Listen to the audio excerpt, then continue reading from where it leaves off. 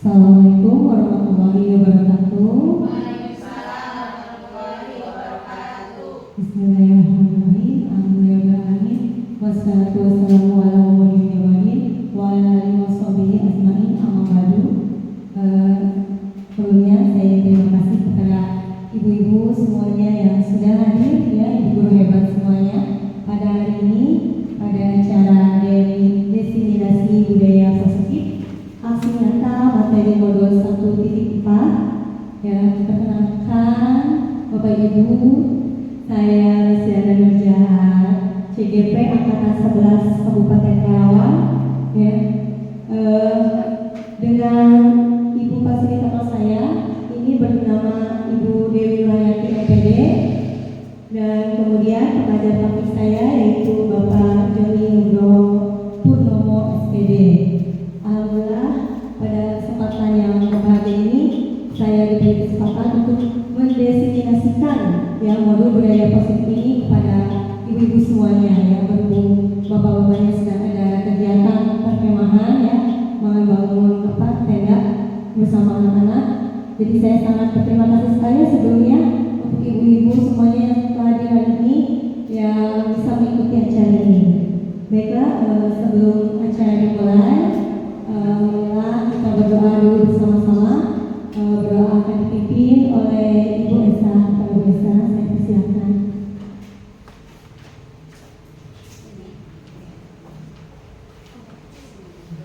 Assalamualaikum warahmatullahi wabarakatuh. Bismillahirrahmanirrahim. Allahumma shalli wa sallim ala sayyidina wa habibina wa syafiina wa nurina wa maulana Muhammad wa sallim ala ta'ala wa rasulillahi ajma'in. Bismillahirrahmanirrahim. Alhamdulillahirabbil alamin hamdan yuwafiina wa yukafi mazidah. Ya rabbana lakal hamdu kama yanbaghi li jalali wajhikal karim wa 'azimi sultanik. Allahumma shalli ala sayyidina Muhammad wa ala sayyidina Muhammad. Allahumma yassir lana umurana ma fi qulubina wa abdanina wa salamati wal afiyati fi dinina wa dunyana. Rabbana hab lana min azwajina wa dhurriyyatina qurrata a'yun waj'alna lil muttaqina imama. Rabbana atina fid dunya hasanah wa fil akhirati hasanah wa qina adzabannar. Bi fadlika subhana rabbika rabbil izzati amma yasifun wa salamun alal mursalin walhamdulillahi rabbil alamin. Al-Fatihah. A'udzu billahi minasyaitonir rajim. Bismillahirrahmanirrahim. Alhamdulillahi rabbil alamin. Arrahmanir rahim. Maliki yaumiddin. Iyyaka na'budu wa iyyaka nasta'in. Ihdinas siratal mustaqim. Siratal ladzina an'amta 'alaihim ghairil maghdubi 'alaihim waladdallin. Rabbil lana amin. Assalamualaikum warahmatullahi wabarakatuh. Waalaikumsalam warahmatullahi wabarakatuh. Terima kasih ya kepada Ibu Esa yang sudah berdoa. Bapak Ibu, selanjutnya untuk yang menyemangati acara hari ini, marilah kita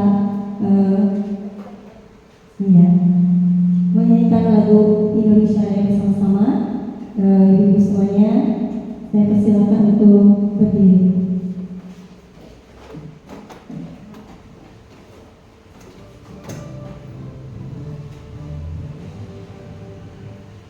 Indonesia tanah airku, tanah tumpah darahku. Di sanalah aku berdiri, jadi pandu ibuku.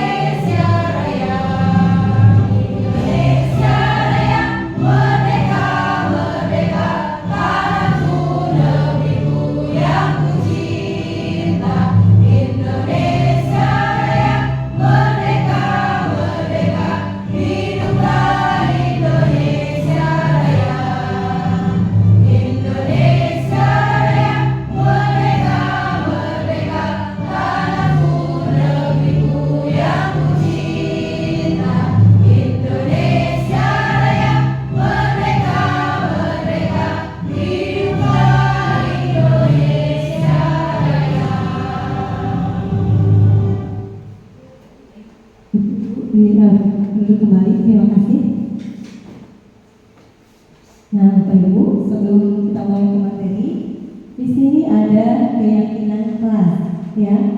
Keyakinan kelas yang saya buat yaitu yang pertama, semua peserta memiliki kesempatan ya untuk berpendapat.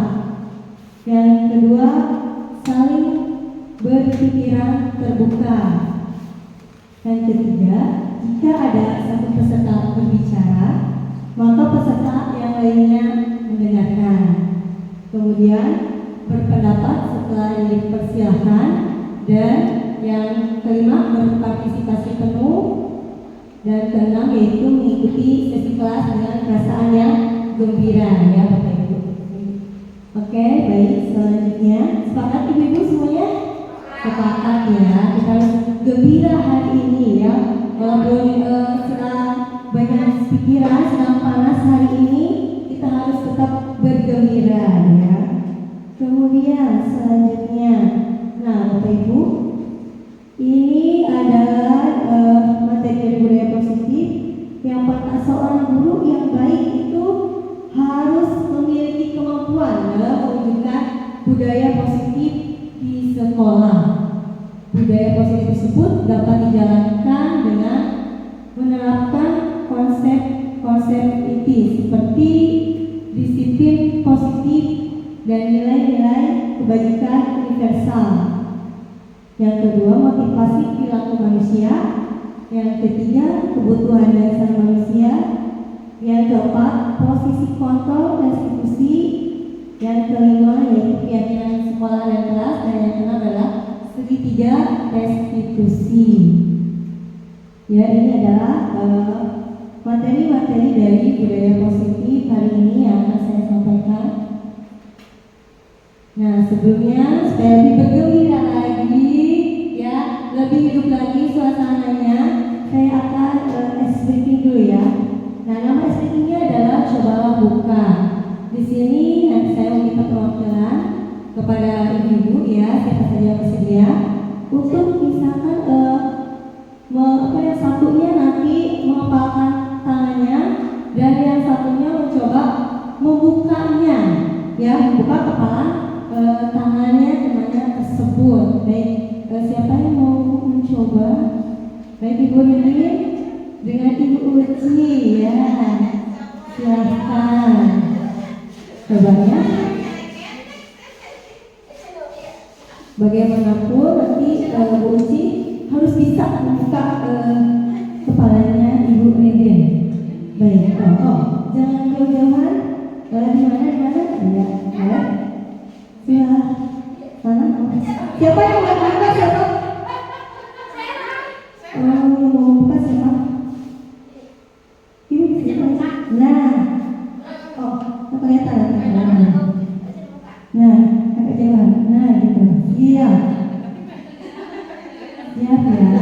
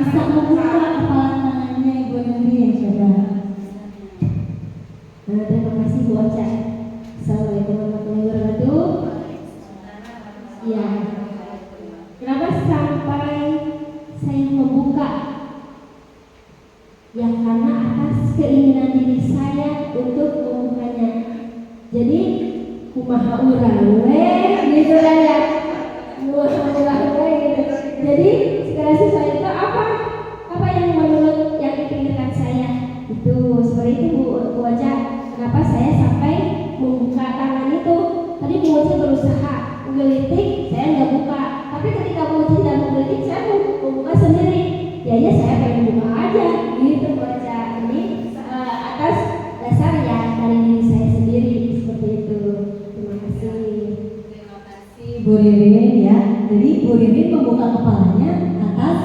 keinginannya sendiri gitu ya, atas kontrol dirinya sendiri, yang ingin membuka saja begitu. Nah terus yang kedua, udah ya pertanyaan yang pertama udah, yang kedua apakah Anda atau Anda menutup kepala tangan Anda? Mengapa? Apa alasan Anda atau Anda tetap menutup kepala tangan Anda? Tidak ya tadi ya, sudah terjawab ya, karena Bu Lili membukanya ya, karena Bu Lili ingin dia membuka saja gitu, karena keinginannya sendiri. Yang ketiga, dalam kegiatan ini sesungguhnya siapa sih yang memegang kendali ya atau kontrol untuk membuka atau menutup kepala tangan? Menurut ibu-ibu bagaimana? Ada yang bisa menjelaskan? Bu Dewi itu apa Bu? Assalamualaikum warahmatullahi wabarakatuh. Saya akan menjawab pertanyaan nomor 3 ya. Dalam kegiatan ini sesungguhnya siapa yang memegang kendali atau kontrol untuk membuka atau menutup kepala tangan? Tadi sebenarnya udah sedikit dibahas sama Bu Ridin ya.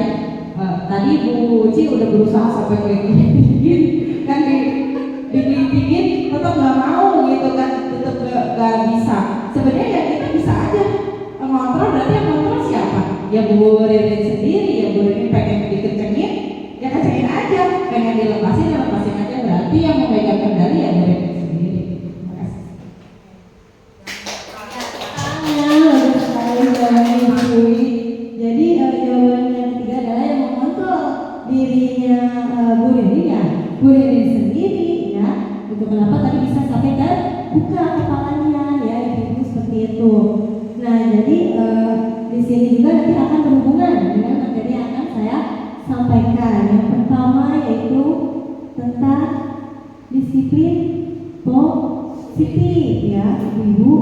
Nah di sini ada beberapa miskonsepsi tentang makna kontrol menurut psikiater dan pendidik Dr. William Glasser dalam kontrol teori.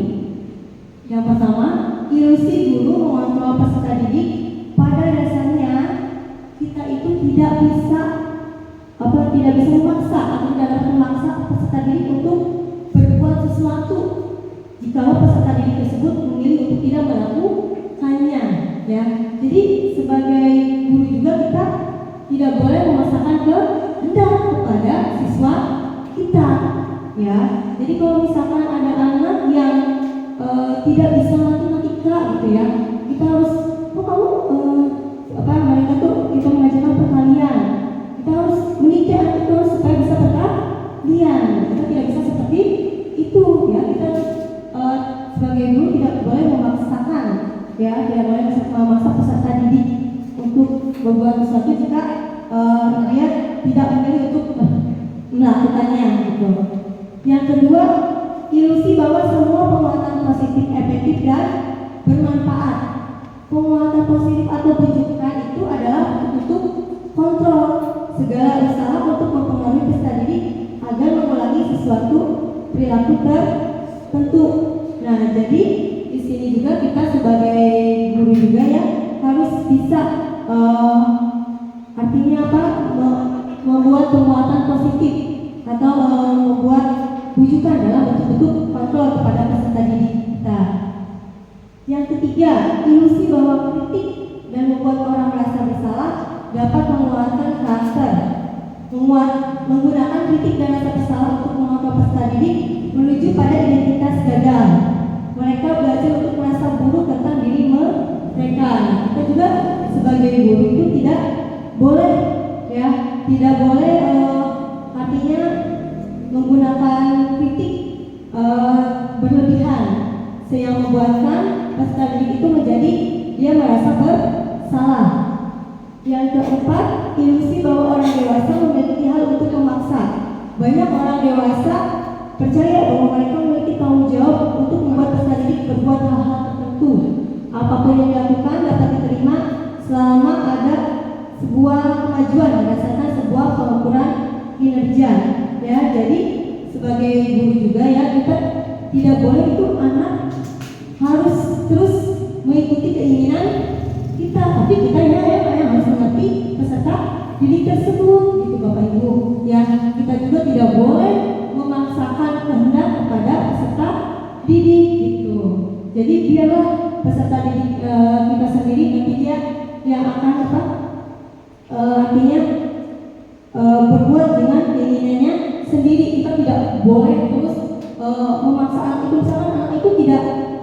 itu kan berbeda-beda ya Bapak Ibu ya. Ada anak yang lebih unggul di sains, ada anak yang lebih sukanya apa? Seni, menggambar, nyanyi gitu. Jadi kalau anak itu ada kurang di suatu mata pelajaran, ya kita tidak boleh terus memaksakan untuk anak itu bisa atau jago dalam hal tersebut ya Bapak Ibu. Selanjutnya, nah ini adalah ya bagaimana seseorang bisa berubah dari paradigma stimulus atau respons kepada pendekatan teori kontrol dari Stephen R. Covey ya. Nah, pertama stimulus responnya yaitu realitas atau kebutuhan kita sama. Teori kontrolnya ternyata realitasnya kebutuhan kita itu berbeda ya. Kebutuhan saya dengan kebutuhan ibu yang lain pasti berbeda ya. Jadi tidak boleh disamaratakan gitu. Yang kedua selanjutnya, semua orang melihat yang sama stimulus responnya.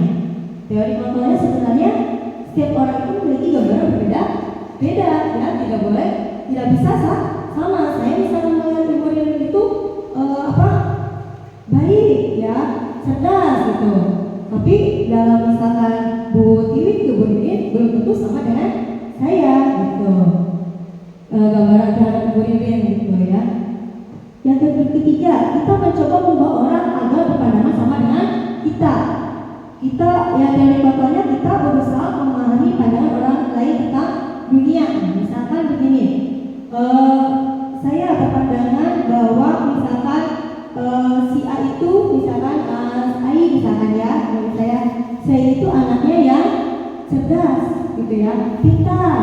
Tapi belum tentu kalau belajar sama Ibu Ridin atau Bu Uci, Ai itu cerdas, mungkin ada yang lebih cerdas lagi daripada Ai gitu ya, gitu. Terus perilaku buruk dilihat sebagai suatu kesalahan. Stimulus responnya, teori kontrolnya hanya Anda yang bisa semua perilaku memiliki tujuan. Jadi bisa diartikan tidak semua hal yang buruk itu adalah salah. Jadi semua tergantung tujuannya. Dan kita lihat dulu tujuannya apa. Gitu. Jadi tidak bisa langsung dijudge itu buruk gitu. Tidak bisa. Stimulus respon yang selanjutnya itu orang lain bisa mengontrol saya. Tapi teori kontrolnya sebenarnya hanya Anda yang bisa mengontrol diri Anda. Hanya kita sendiri yang bisa mengontrol diri kita sendiri. Misalkan saya ya pribadi, saya hari ini atau misalkan minggu ini ingin pergi hari Minggu misalnya pergi ke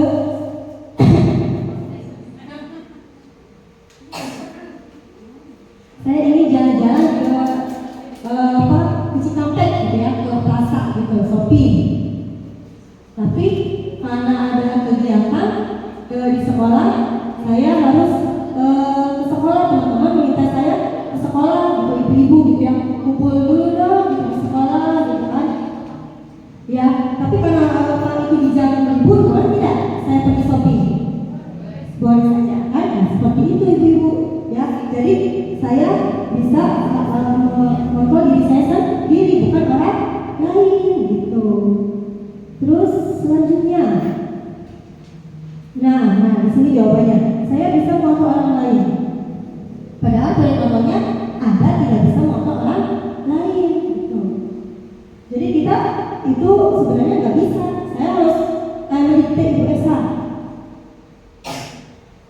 Bu Esa harus begini. Nah, saya tidak bisa begitu. Kenapa?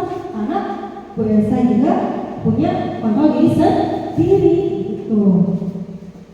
Kemudian pemaksaan ada pada saat rujukan gagal. Padahal dari contohnya kolaborasi dan konsensus menciptakan pilihan-pilihan baru ya. Dan terakhir yaitu model berpikir menang atau kalah. Padahal model berpikir teori kontrolnya yaitu menang. Tidak ada yang menang dan kalah ya. Itu adalah teori kontrol yang paradigma stimulus yang disampaikan oleh Stephen R. coverage yang harus kita pahami di sini ya, Ibu. Kemudian, nah, apa sih disiplin positif yang dari tadi? Disiplin positif, terus yang ada di layar. Disiplin positif itu merupakan suatu cara penerapan disiplin yang mengajarkan anak bertanggung jawab dan menumbuhkan kesadaran diri berdasarkan nilai-nilai kebajikan.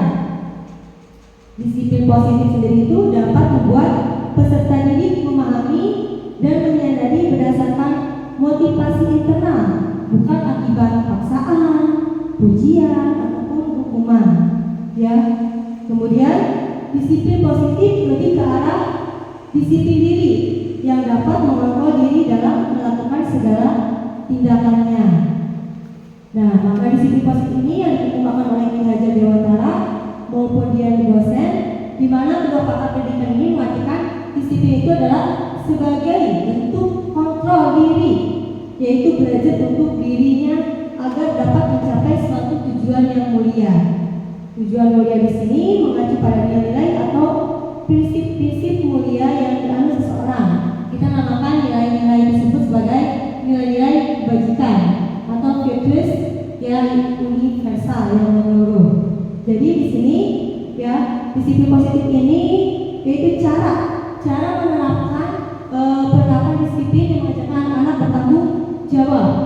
Ya, dia menumbuhkan kesadarannya berdasarkan nilai-nilai kebajikan. Jadi di sini Bapak Ibu ya, dengan cara kita menerapkan disiplin positif ini, kita ingin anak itu sadar sendiri gitu, tanpa harus disuruh lagi sama kita. Kamu harus disiplin ya, kamu harus datang tepat waktu ya. Nah, ya, bagaimana nanti kita cara agar anak itu bisa mempunyai kesadaran diri sendiri untuk bisa dia berdisiplin positif atau berdisiplin dalam sehari-harinya. Nah, tadi apa? Kita tanamkan nilai-nilai kebajikan kepada peserta didik. Apa itu nilai-nilai universal yang harus kita tanamkan? Nah, kita kembali lagi ke ini Bapak Ibu ya, nilai-nilai kebajikan universal dalam PL 5 ya.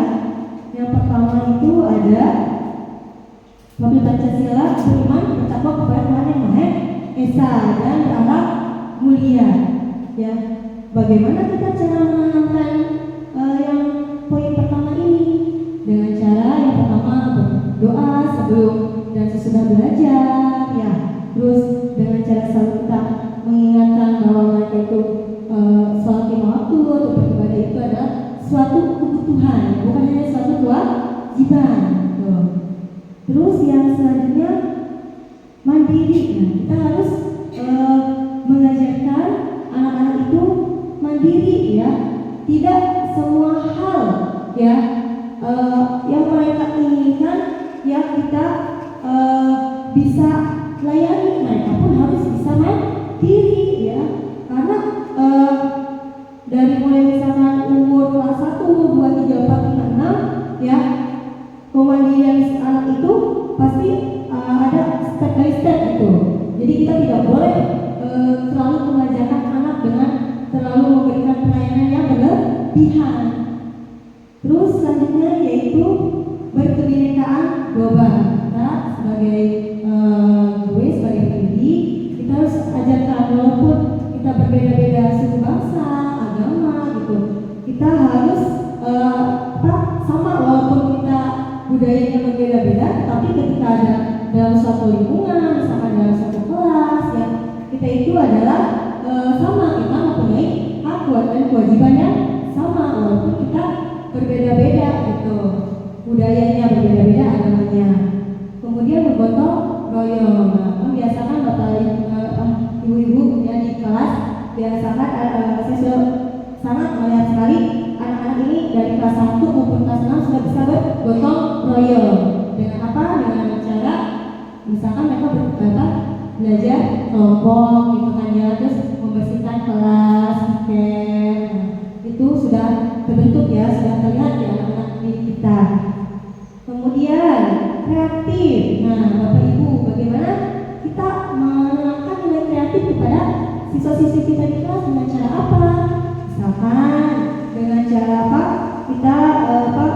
dalam pelajaran seni kita memberikan mereka atau mengapresiasi mereka untuk bisa menari, bisa bernyanyi bersama-sama, ya kita unjuk kinerja gitu ya Bapak Ibu ya, mereka untuk presentasi ke depan gitu kan, termasuk kreativitas yang membuat misalkan apa kesenian hasil seni rupa, misalkan membuat anyaman dari kertas gitu kan, membuat lagi kemarin itu kelas 6 membuat patung dari gipsum kayak gitu ya. Nah itu membuat apa yang kemarin itu IPA itu yang dari apa daun-daun itu ekoprint. Nah ekoprint ternyata setelah saya juga waktu tahun kemarin dengan anak belajar cara membuat ekoprint di kain ya, ternyata mereka juga bisa.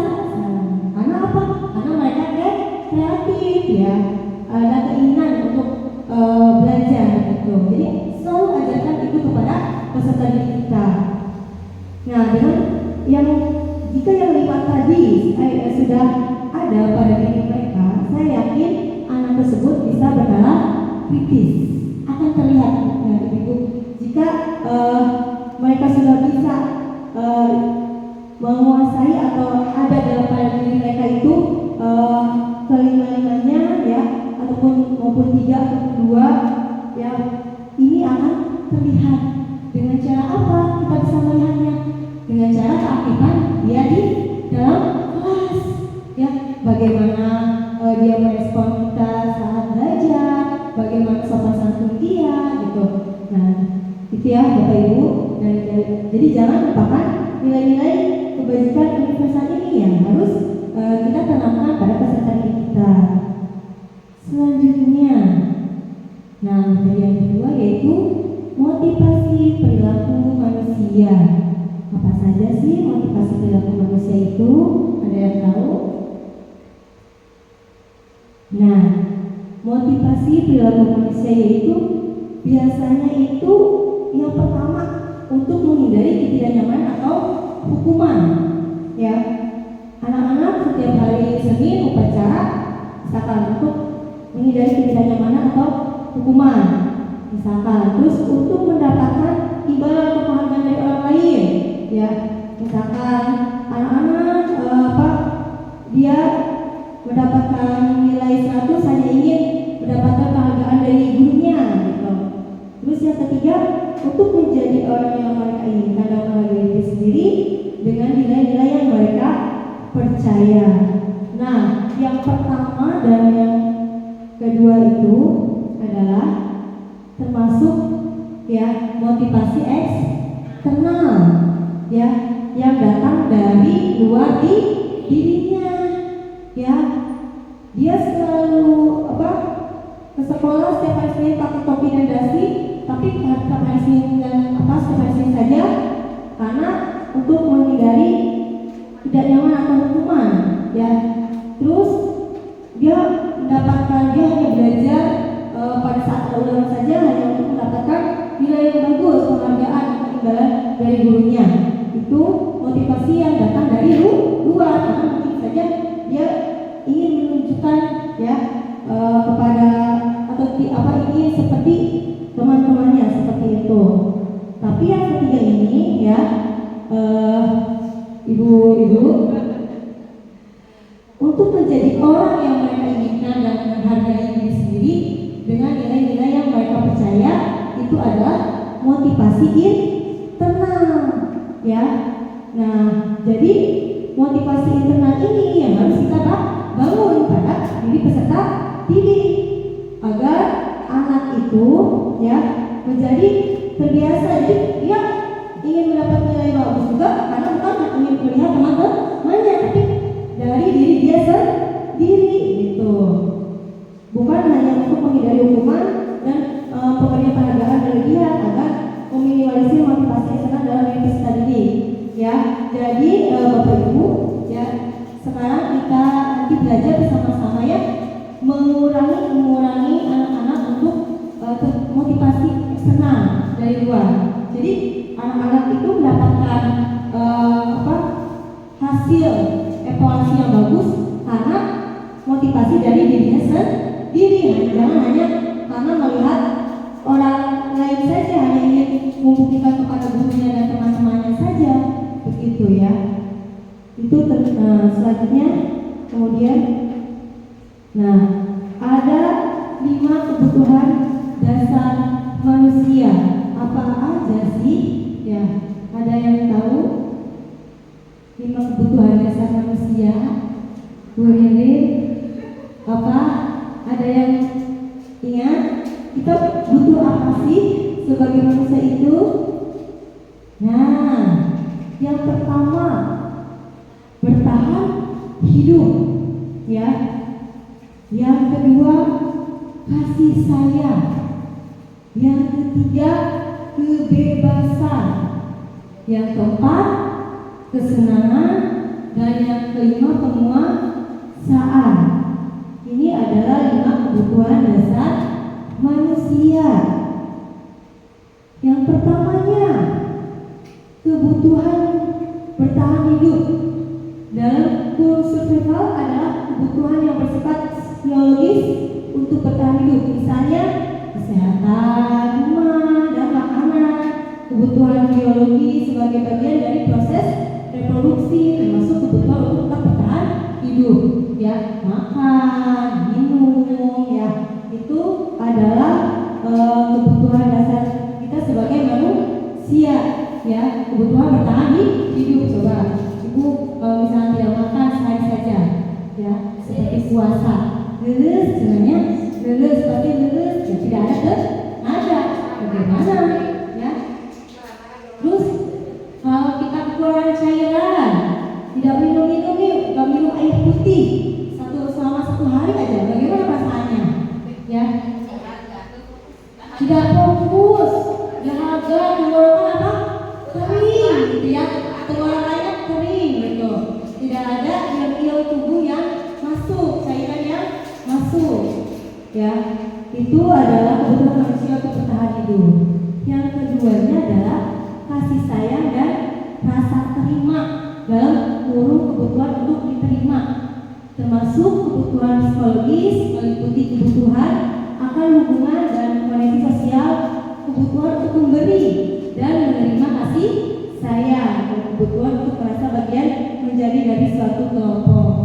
Sebagai manusia juga pasti ya, kita kalau tidak ada kasih sayang, ya apa? Bagaimana? Hampa, kata Ibu Nurdin, ya, hampa, ya. Tidak ada kasih sayang, katanya hampa, gitu ya. Jadi bukan hanya kepada pasangan saja, bukan hanya kepada anak saja, bukan hanya kepada teman, peserta didik juga ya. Kita harus saling memberi dan saling menerima, gitu.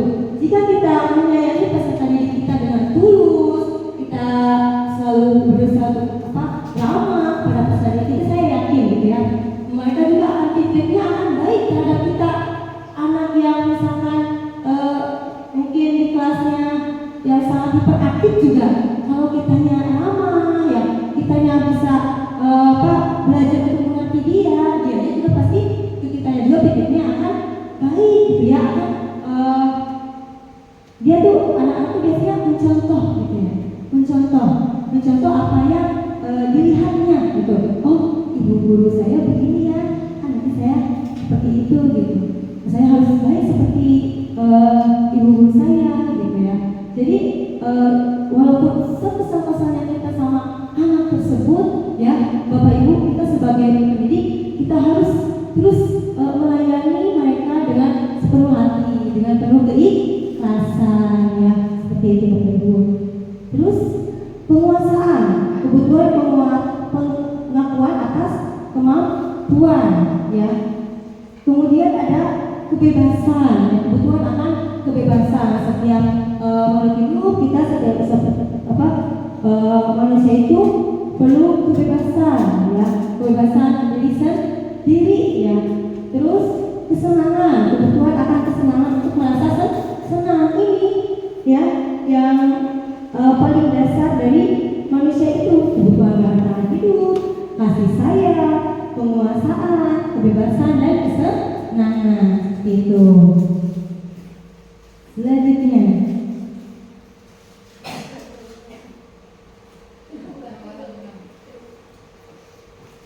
Yang pertama, tadi lebih jabarnya lagi, pada saya ada rasa diterima.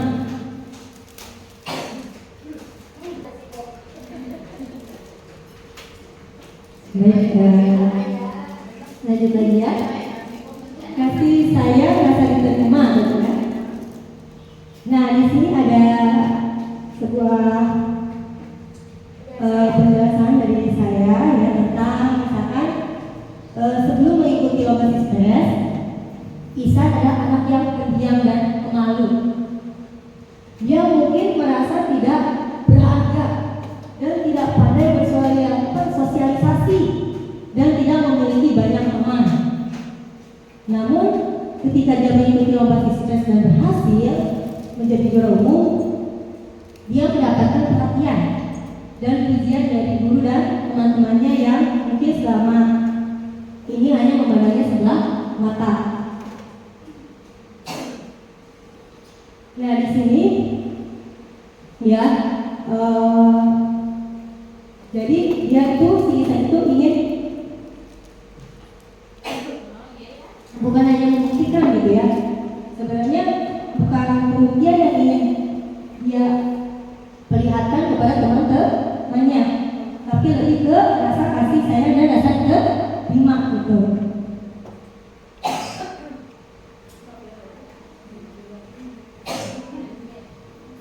Yang kedua selanjutnya penguasaan, yaitu kebutuhan kemampuan atas kemampuan. Sebelum mengikuti lomba sistres, Ihsan adalah anak yang pendiam dan pemalu. Dia mungkin merasa tidak memiliki rasa berharga karena tidak pandai berkomunikasi dan tidak memiliki banyak teman. Namun ketika dia mengikuti lomba debat dan berhasil menjadi juara, dia mendapatkan kemampuan dan penghargaan dari teman-temannya, guru-gurunya dan orang-orang di sekitarnya, membuatnya merasa lebih berharga dan percaya diri. Itu kebutuhan penguasaan atas kemampuan dari si Ihsan. Selanjutnya kebebasan, kebutuhan akan pilihan, kesenangan, kebutuhan untuk merasa senang. Sebelum mengikuti lomba sistres, Ihsan mungkin merasa terisolasi, ya, dia kesepian, dia tidak punya banyak teman dan tidak terlibat dalam banyak kegiatan ekskul. Namun ketika dia bergabung dengan tim sistres dan menjadi ketua sistres, dia menemukan rasa memiliki dan keterikatan dengan teman-temannya, ya, dan anggota siswa lainnya. Dia merasa diterima dan dihargai oleh mereka, dan dia juga merasa seperti bagian dari sebuah komunitas. Itu artinya dia itu butuh kebebasan untuk apa, dan merasa senang ya setelah dia mengikuti lomba sistres dan dia bergabung ke dalam tim sistres tersebut. Ya, itu tadi tentang 5 kebutuhan dasar manusia. Selanjutnya yang keempat, posisi kontrol, dan nanti yang terakhir itu restitusi.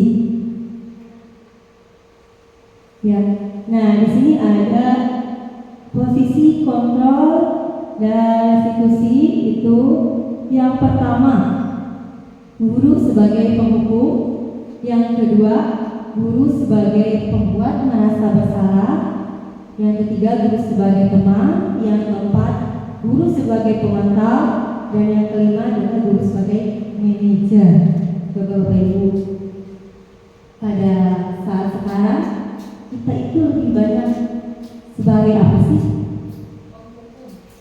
Sebagai penghukum, kata Ibu Uci, katanya. Ya, kita itu kebanyakan ya seringnya ya lebih seringnya sebagai penghukum ya.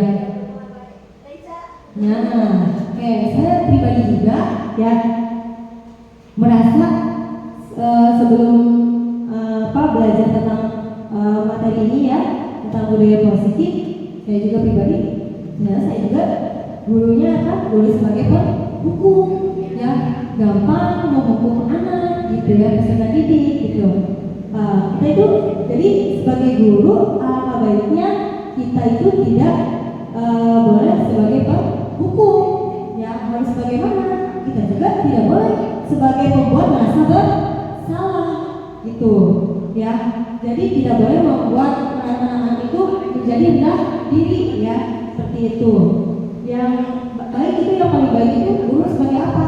Yaitu sebagai manajer Bapak Ibu ya, bukan hanya sebagai teman atau sebagai pemantau saja gitu. Nah, biasanya yang pertama, seorang penghukum bisa menggunakan hukuman fisik atau verbal. Coba saya ingin tahu tadi, Bu Uci, biasanya kalau menghukum anak dengan seperti apa?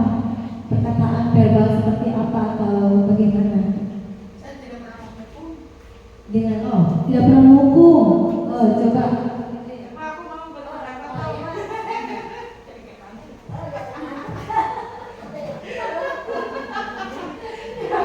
Assalamualaikum warahmatullahi wabarakatuh. Saya mau berpendapat sekaligus cerita sebenarnya ya. Waktu dulu ngajar di SMP. Ini yang merefleksi diri sendiri. Waktu dulu ngajar di SMP itu satu kelas muridnya banyak banget, ada 50-an. Ada 50-an. Terus karena kan memang suka ada PR lah gitu ya, ngasih PR. Tapi yang gak ngerjain PR-nya itu bisa setengahnya. Ya beberapa kelas tuh ada yang gak ngerjain PR itu sampai setengahnya. Saya dulu masih guru baru ya, masih terlalu idealis lah gitu. Kalau ada PR harus dikerjakan gitu. Karena kan nanti ini buat pembelajaran kamu juga, melatih kamu lagi segala macam gitu. Terus ada saat itu Merasa bersalah juga perannya ya. iya, ke anak juga masih gitu lah ya. Oh ini kan bisa lah sampai emosi lah segala macam ya. Itu berjalan hampir 1 semester saya kayak gitu. Anak-anak hukum lah gitu, dihukum bersihin koridor lah, terus dihukum maju ke depan ya, maju ke depan terus ya pokoknya gitu lah ya. Kalau diceritain udah serem lah. Nah, itu berjalan selama 6 bulan awal mengajar. Awal mengajar ya karena saya juga baru belajar. Terus saya lihat ternyata nggak ada perubahan ya. Kok sama aja, malah senang gitu anaknya. Sampai saya juga bilang, kalian tuh dihukum malah senang gitu ya, malah jadi bahan cerita mungkin suatu saat nanti saya pernah dihukum segala macam kayak gitu. Jadi ke depan selanjutnya ya udah saya refleksi diri, saya kurangin PR-nya. Terus kalau nggak ada, belum ngerjain, saya berpikir tanya lagi, kenapa nggak ngerjain gitu? Ternyata emang mereka nggak bisa, gimana gitu kan? Ya gimana gitu ya, di isi juga banyaknya lihat Google dan hasilnya ya udah berantakan gitu. Walaupun saya bilang yang penting kalian coba gitu, tapi tetap kayak gitu.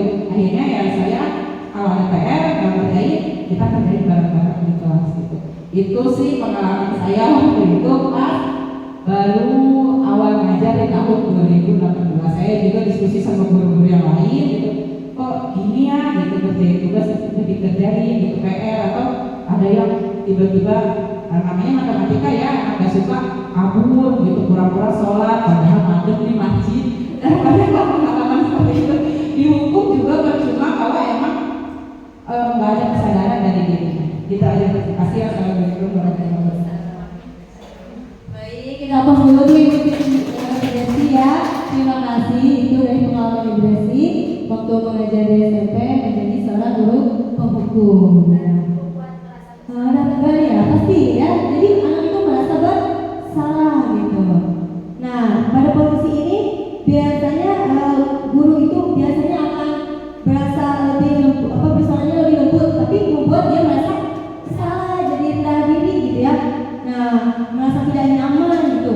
Jadi merasa anak itu berpikir, kok begini ya, kok saya begini ya gitu kan. Nah, terus yang ketiga, pada posisi guru ini sebagai teman guru pada posisi ini tidak akan menyakiti murid, namun akan tetap berupaya mengontrol diri melalui persuasi. Posisi teman pada guru bisa negatif maupun positif. Selanjutnya, nah pemantau, guru sebagai pemantau biasanya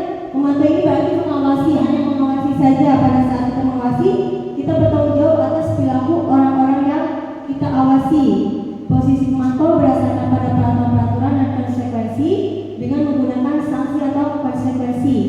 Kita dapat memisahkan hubungan pribadi kita dengan murid. Dan yang kelima tadi itu apa? Guru sebagai manajer. Nah, posisi manajer ini mengacu pada restitusi yang dapat menjadikan peserta didik sebagai manajer bagi dirinya sendiri, sehingga tercipta identitas positif atau berhasil pada diri peserta didik. Ya, jadi sebagai guru itu tadi kita tidak boleh sebagai penghukum, tapi kita harus sebagai berposisi sebagai seorang manajer. Guru sebagai manajer, yaitu guru berbuat sesuatu bersama peserta didik, mempersilahkan peserta didik mempertanggungjawabkan perilakunya dan mendukung peserta didik agar dapat menemukan solusi atas permasalahannya sendiri.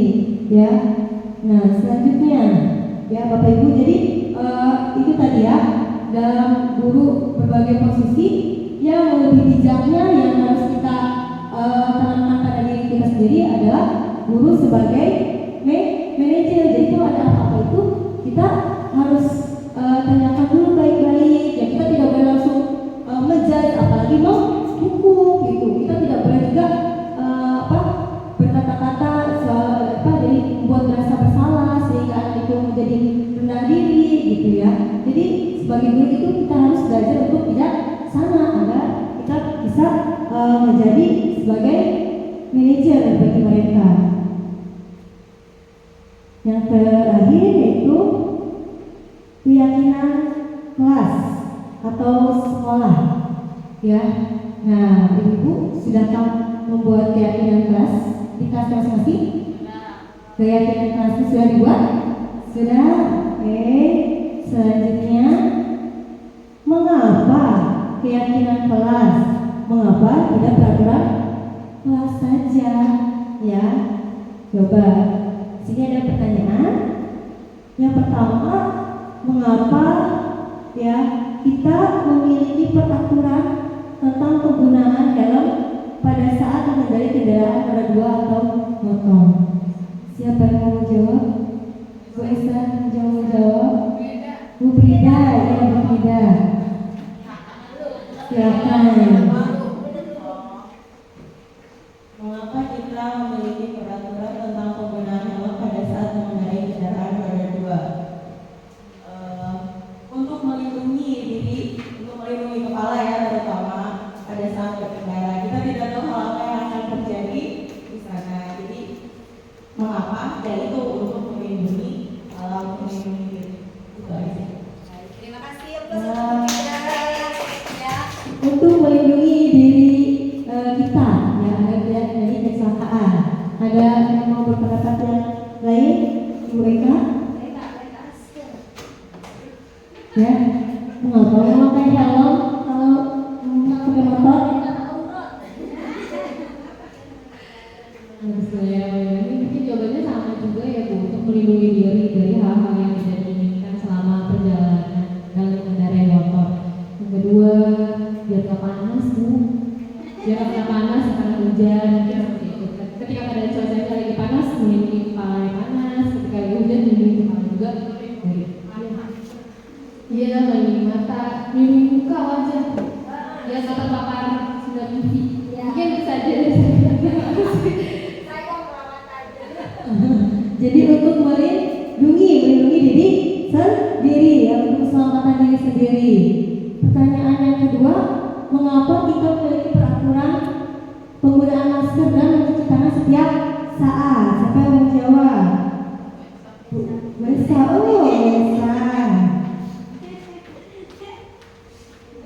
Assalamualaikum warahmatullahi wabarakatuh. Mengapa kita memiliki peraturan menggunakan masker dan mencuci tangan setiap saat ini? Itu merupakan keyakinan saya ya, kalau mencuci tangan setiap saat memang jadi bersih ya, karena dalam Islam itu adalah zakatul iman. Kebersihan merupakan sebagian dari iman, makanya cuci tangan terus ya, dalam Islam itu sudah diatur dari sejak dulu, bukan besar sekali saja pakai apalagi pakai masker itu ya. Pakai masker itu karena mungkin ada debu, takut ada debu masuk ke pernapasan, maka menjaga supaya tidak mencium yang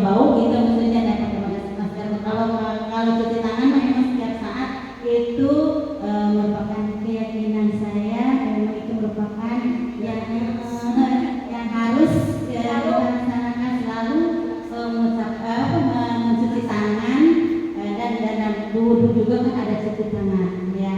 Pertama cuci tangan dulu yang setiap saat itu pasti cuci tangan ya. Cuci tangan keyakinan karena untuk menjaga kebersihan. Terima kasih. Jadi Bu Esa itu menggunakan masker dan cuci tangan itu adalah keyakinannya untuk selalu menjaga kebersihan, gitu ya Ibu. Jadi di sini antara kata melindungi dan meyakini, ya. Jadi kalau untuk peraturan kelas atau misal peraturan saja, ya, itu bahasanya akan berbeda ya. Lebih mana menurut Bapak Ibu ya? Ada pertanyaan lagi dari saya. Lebih ke peraturan atau lebih ke harus kita meyakini? Bagaimana? Dulu mungkin akan jawab. Assalamualaikum warahmatullahi wabarakatuh. Kalau menurut saya sendiri, ini mengapa lebih ke keyakinan kelas apa ke peraturan kelas? Kalau menurut saya ini berkolaborasi ya dua-duanya. Keyakinan dari hal peraturan tadi itu kita bisa meyakini kalau aturan yang memang dibuat untuk kelas itu untuk membuat sesuatu yang lebih baik lagi, menjadi aturan siswa itu terarah di dalam kelas. Jadi keyakinan kelas dan peraturan kelas itu berkolaborasi dan memang harus dipersatukan seperti itu. Wassalamualaikum warahmatullahi wabarakatuh. Terima kasih, jawabannya bagus sekali ya. Ini untuk dikolaborasikan, Bapak Ibu, ya. Nah, untuk lebih jelasnya lagi, pembentukan keyakinan sekolah atau kelas.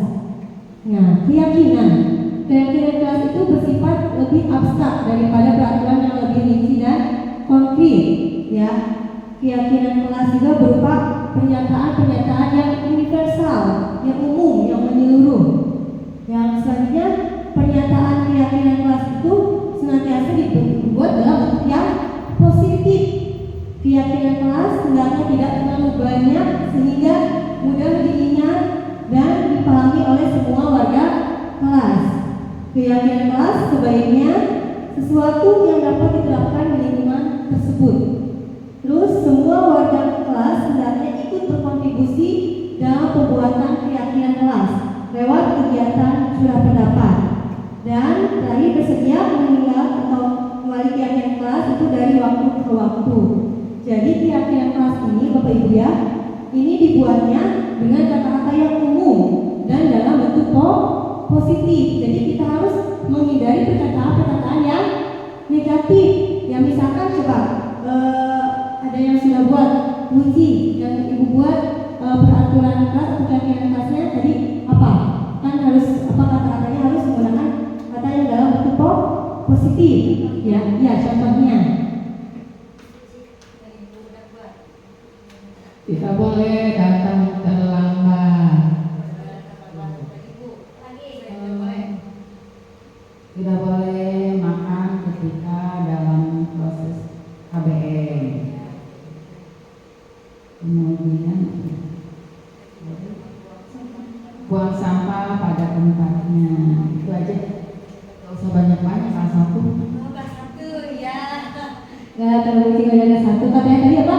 Tidak boleh membuang sampah.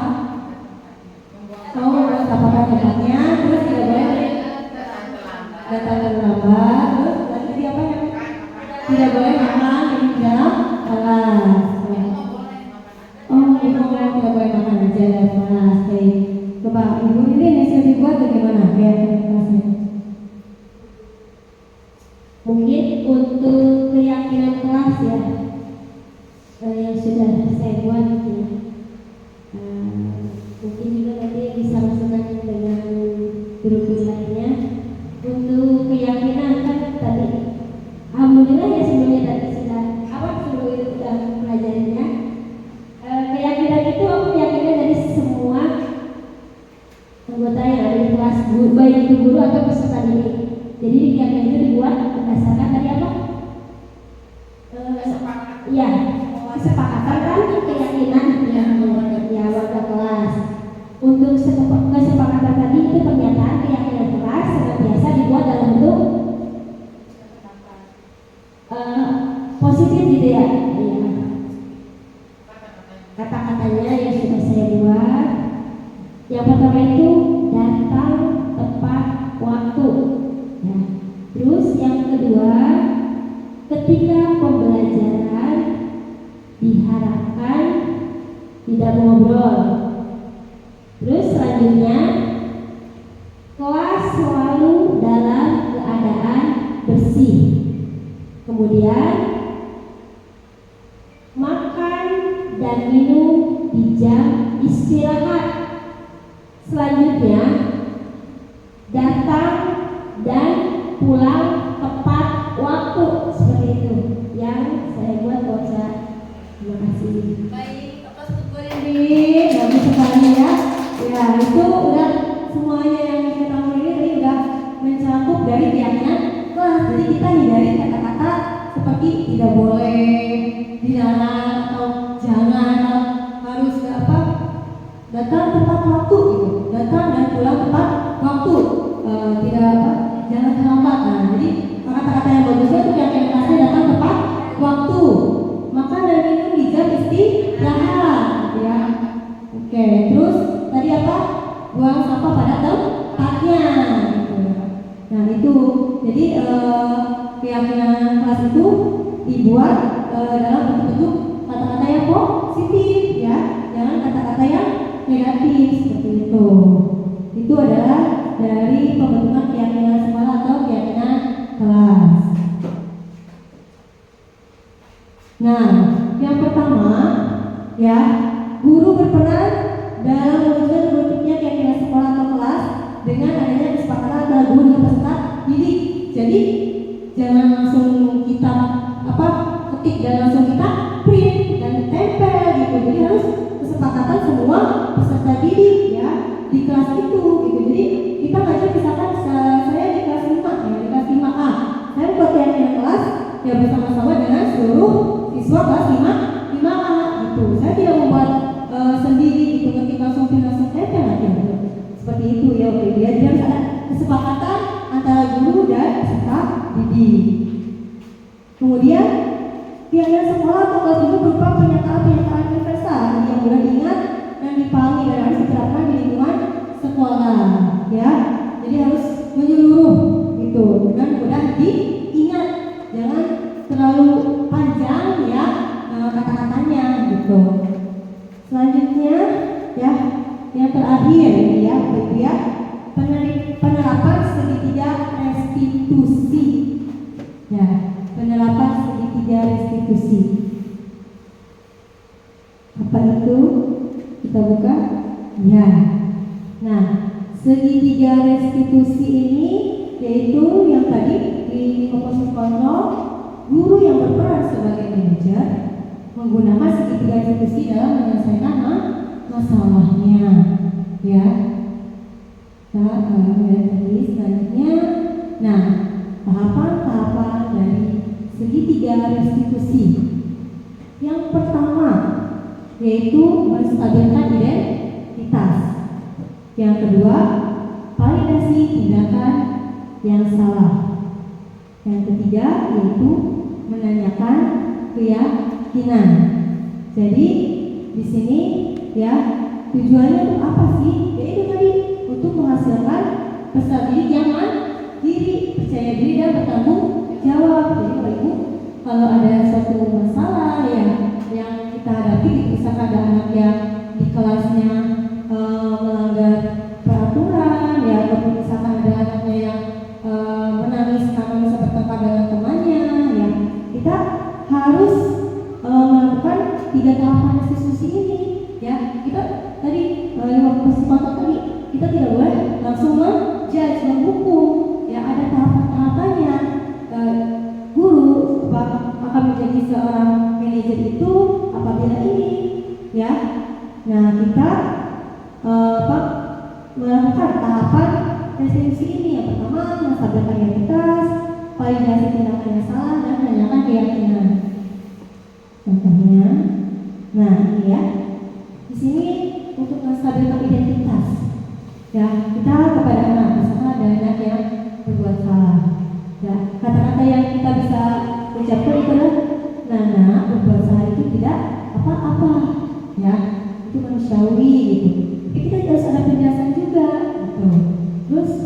tidak ada manusia yang sempurna, ya.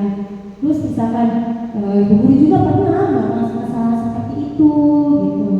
Ya, terus kita bisa menyelesaikan ini, atau bapak ibu guru tidak tertarik mencari siapa yang salah, tapi bapak dan ibu guru ingin mencari solusi dari permasalahan ini, gitu. Terus bisa lagi kita berkata dengan ini, kamu berhak merasa begitu, misalkan, Bu, tadi saya diambil pensilnya sama teman saya, jadi saya marah, gitu kan, saya mau ubah meja, gitu. Oh, kamu berhak merasa begitu, jadi jangan dulu, ya kamu sih yang salahnya, ya boleh, ya Pak Ibu ya, kita harus melalui ini dulu, misalkan identitas. Terus selanjutnya, apakah kamu sudah menjadi teman yang baik untuk dirimu sendiri? Jadi untuk menstabilkan identitas itu ada beberapa cara, seperti yang dikatakan. Kemudian yang selanjutnya yaitu memvalidasi tindakan yang salah. Misalkan dengan padahal kamu bisa melakukan yang lebih buruk dari ini ya. Nah itu kata-katanya. Terus kamu pasti punya alasan berbuat seperti itu. Mengapa kamu melakukan hal seperti itu? Mengapa kamu tadi makan pada saat jam pembelajaran? Gitu kan? Jangan dulu kita memarahi. Oh, bukan seperti itu ini ya? Tidak boleh. Ya, kita harus memvalidasi dulu tindakan yang salahnya itu. Terus juga misalkan kamu patut bangga pada dirimu sendiri karena kamu telah melindungi sesuatu yang penting buat kamu. Misalkan tadi ada anak yang marah karena biasanya diambil sama temannya, misalkan bukunya dicontek sama temannya gitu. Kita tidak boleh langsung memarahi anak tersebut ya. Kita harus memvalidasi tindakan yang salahnya. Kenapa dia bisa marah ke temannya gitu. Terus kamu boleh mempertahankan sikap itu, tapi kamu harus menambah sikap yang baru. Nah ini adalah contoh-contoh kata-kata untuk memvalidasi tindakan yang salah. Kemudian selanjutnya yang terakhir yaitu menanyakan keyakinan.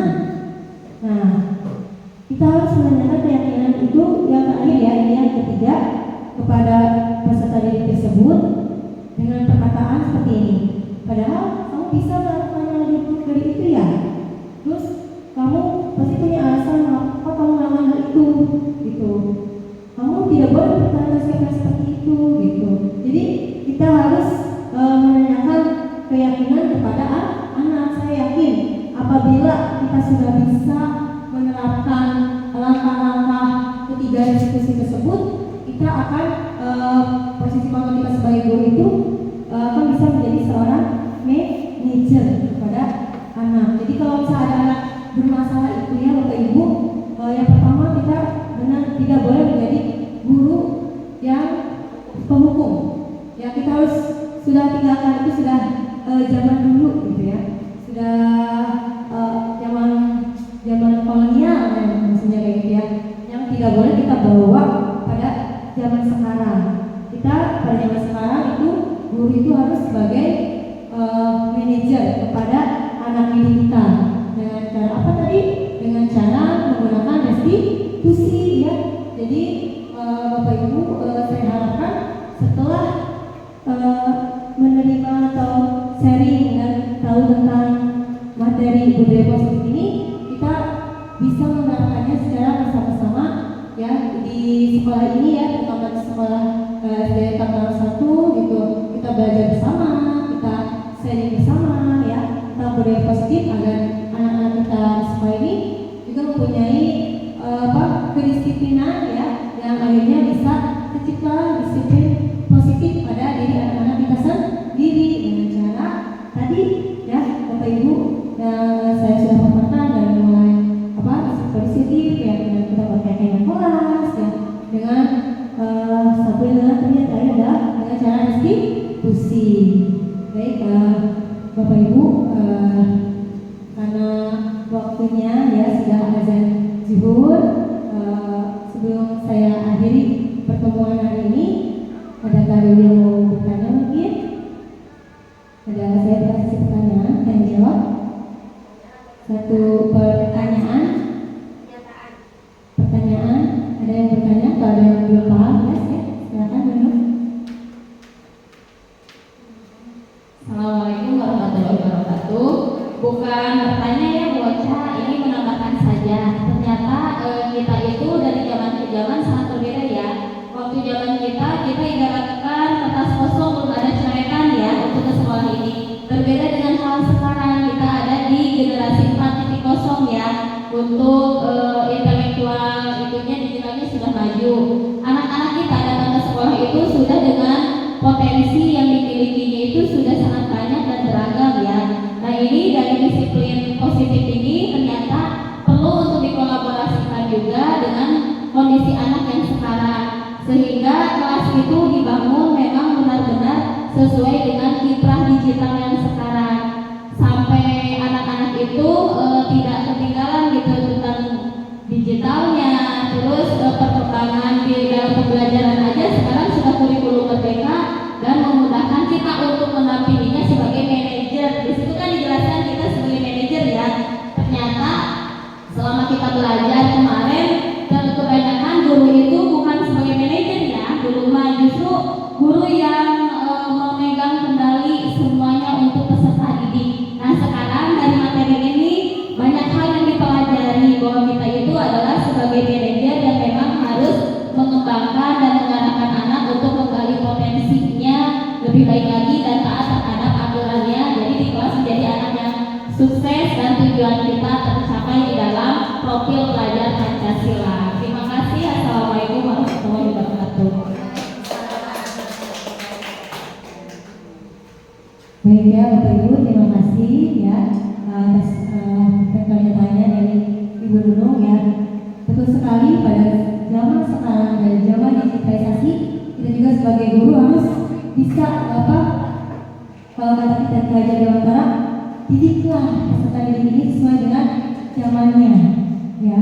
Jadi kita juga semakin berkembangnya zaman ya, semakin maju, kita juga harus semakin banyak teknologi ya, tapi dengan tidak melupakan nilai-nilai Pancasila gitu ya, yang ada terutama yang ada dalam profil pelajar Pancasila yang tadi yang profil yang sudah saya jelaskan tadi.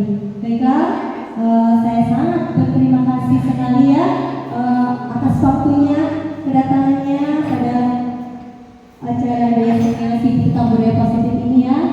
Bapak Ibu, saya mohon sekali lagi terima kasih banyak ya. Terima kasih banyak guru dari kelas 1, 2, 3, 4, 5, 6 dan guru Bapak juga ya. Saya berterima kasih. Kurang lebihnya saya mohon maaf. Kita ucapkan hamdalah bersama-sama untuk acara kita hari ini. Alhamdulillahirabbil alamin.